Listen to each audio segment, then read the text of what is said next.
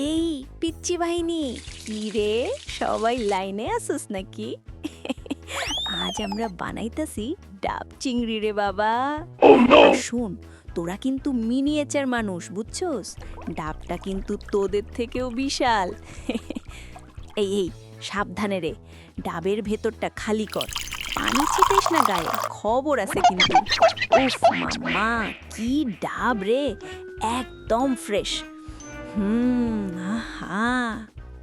আচ্ছা শোন, এখন 1 কাপ চিংড়ি নে, ভালো করে ধুয়ে ল, তারপরে লবণ দে অল্প, আর হলুদ বেশি দিস না কিন্তু, আমি দেখতাছি।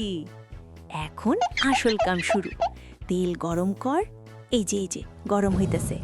পেঁয়াজ দে 4টা মাঝারি কুচি কুচি কইরা। তোরা তো পেঁয়াজ কাটতেই কান্না করস। এখন আদা রসুন পেস্ট দে, আর লঙ্কা 3-4টা। ঝাল লাগলে আমি দাই না রে ভাই।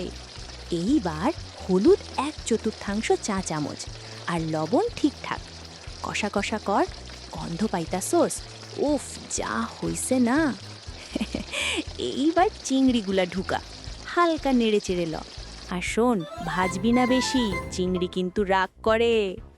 এই এখন সব ঢুকা ডাবের ভেতর, উপরে ডাবের মালাই 2টা, লঙ্কা দে আর একটু সাজায়া। আহা, এখন ডাবের মুখ বন্ধ, ঢাকনা লাগা। এখন দমে থাকুক 4-5 মিনিট। এই রেডি রে পিচ্চি মানিনি, ডাব চিংড়ি একদম অস্থির হইছে। গরম গরম পরিবেশন কর, সাবধানে খা, আর বল উফ মাম্মা, আবার বানামু।